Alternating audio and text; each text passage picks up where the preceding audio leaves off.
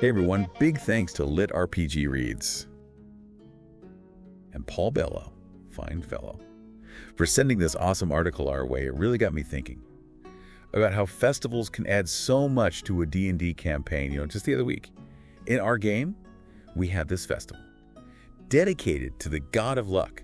And let's just say, things got a little chaotic. Yeah. We're talking a rigged pie eating contest Yeah. that devolved into a food fight, a runaway goat that ended up on the roof of the temple, and a bard who, shall we say, got a little too enthusiastic with his tuba playing. The unpredictable nature of festivals, even when they go hilariously off script, they often become the most memorable moments in a campaign. It's fascinating how those unplanned events can shape the story and reveal unexpected depths in your characters. It's true, and that's why we're diving into this article from LitRPG Reads, like create fantasy festivals your D&D players will never forget. It was published on December 7th, 2024, and it's packed with ideas to help both dungeon masters and players make their campaigns more immersive.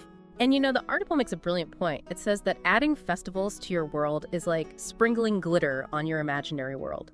But it's much more than just adding a bit of sparkle. Festivals can be incredibly powerful tools for world building, storytelling, and even character development. Okay, I'm intrigued. But honestly, sometimes when I'm prepping for a game, I think, do I really have time for festivals? I've got dungeons to design and dragons to slay. So convince me, why should we bother with festivals in the first place? Think of it this way. Festivals aren't just fluff. They're windows into the soul of a civilization. They reveal a culture's values, their fears, how they celebrate, their history, even their secrets. Remember that example from the article about the seemingly innocent harvest festival? Oh yeah, the one where it turned into a hotbed for rebellion? Exactly.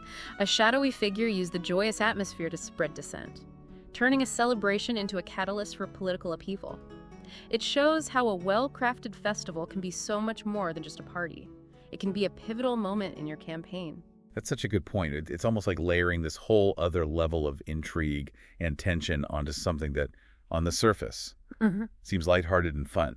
Precisely. And the article gives some great advice on how to make your festivals truly unique, encouraging you to go beyond the typical feasts and parades. Think unusual customs, rituals specific to your world, things that make your players say, wow, I've never seen that before. Like that table of unique customs the article had, I was hooked on those. The idea of sacred amulets that ward off evil spirits or herbs that guarantee luck and love, it's like adding a whole new layer of flavor to the world. Absolutely. And those unique elements can also create opportunities for character growth outside of combat. Imagine a player who typically plays a stoic, battle-hardened warrior, suddenly finding themselves deeply moved by a festival ritual honoring lost loved ones. That's a really interesting angle. Festivals can create space for those quieter, more emotional moments that you don't always get in the middle of a dungeon crawl. Exactly. And speaking of context, the article wisely emphasizes how important it is to tie your festivals to the seasons. That makes a lot of sense. You wouldn't have a harvest festival in the dead of winter, would you? It's all about reflecting the natural rhythms of your world. Spring could be a time for rebirth and renewal, with festivals focused on planting and growth. Winter, on the other hand, might be a time for reflection and introspection. Maybe with festivals honoring ancestors or deities associated with darkness and cold. You've got it. And thinking about the season can even inspire specific quests. The article mentions spring-themed quests, where players might need to gather rare blooms for a magical potion, or protect creatures emerging from hibernation. So each season brings its own unique opportunities for adventure and challenges. Precisely. And of course, what's a festival without its rituals and ceremonies? It's a chance to really get creative and think about how your world's cultures express themselves. I'm already picturing elaborate fire dances, processions led by masked figures, maybe even celestial observations led by astrologers trying to decipher messages in the stars. It's all about creating a sense of wonder and spectacle. Those are great examples, but remember, rituals can be much more than just visual spectacles. They can be powerful tools for storytelling. Think about it. Rituals can foreshadow future events, reveal secrets about the world, or even drive the main plot forward. Imagine a ritual that accidentally summons a long-dormant evil, or one that unlocks a hidden power within one of the player characters. You're right, it's like taking the idea of leveling up to a whole new level, literally. I love that idea of rituals having unintended consequences. It adds this element of risk and excitement, even to something that might seem ceremonial. And the article makes another great point about rituals. It emphasizes that players should be actively involved in creating them.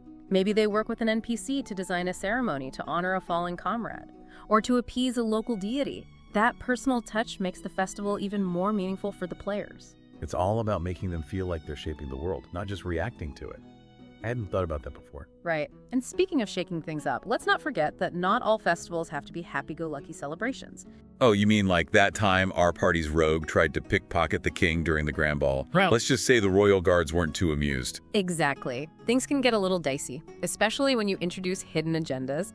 And this is where the article really shines. It has this fantastic section called Holidays with Hidden Agendas.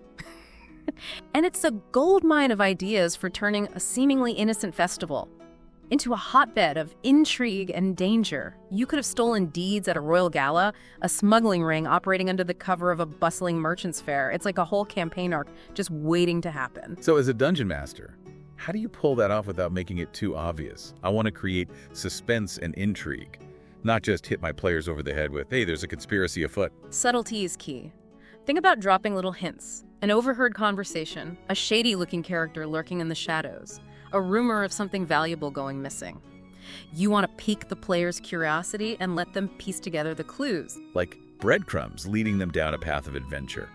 That's so much more engaging than just announcing, okay, you've stumbled upon a plot to overthrow the kingdom. Exactly. And when we connect this to the bigger picture, we see how festivals can be incredible catalysts for drama and conflict, which ultimately makes your campaign more exciting and unpredictable. It's like you're adding another layer of depth to the world.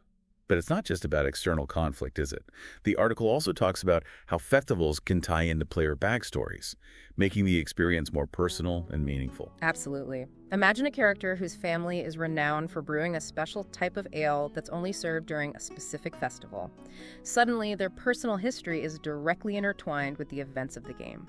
It creates a sense of connection and stakes that wouldn't be there otherwise. I see what you mean. And that could lead to some really interesting role-playing opportunities. Maybe the character's family recipe has been stolen. Or maybe there's a rival brewer who's trying to sabotage their efforts. The possibilities are endless. And that's where the article's 5 steps to festival design come in. Think of it as a blueprint for dungeon masters who want to create truly memorable festival experiences. Okay, let's break those down. Step 1. Define the purpose of the festival. Is it a celebration of a bountiful harvest? A solemn remembrance of a tragic event? A competition to honor a deity? Right, once you've got the purpose, move on to step 2.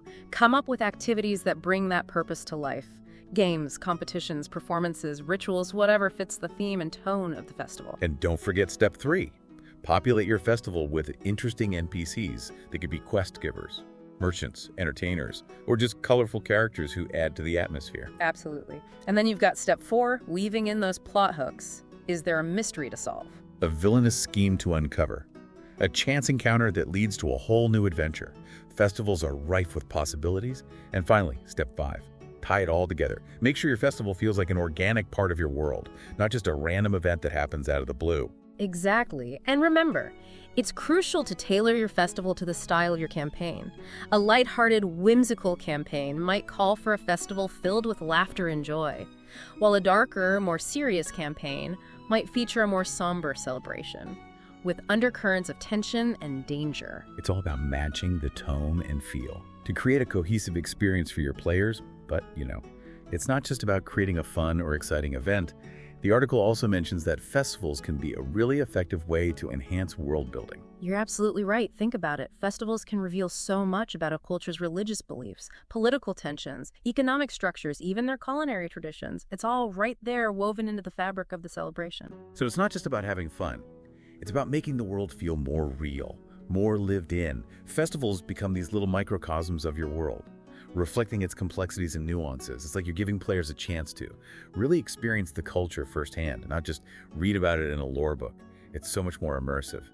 And speaking of immersive, the article also gives some helpful advice on avoiding common pitfalls when designing festivals.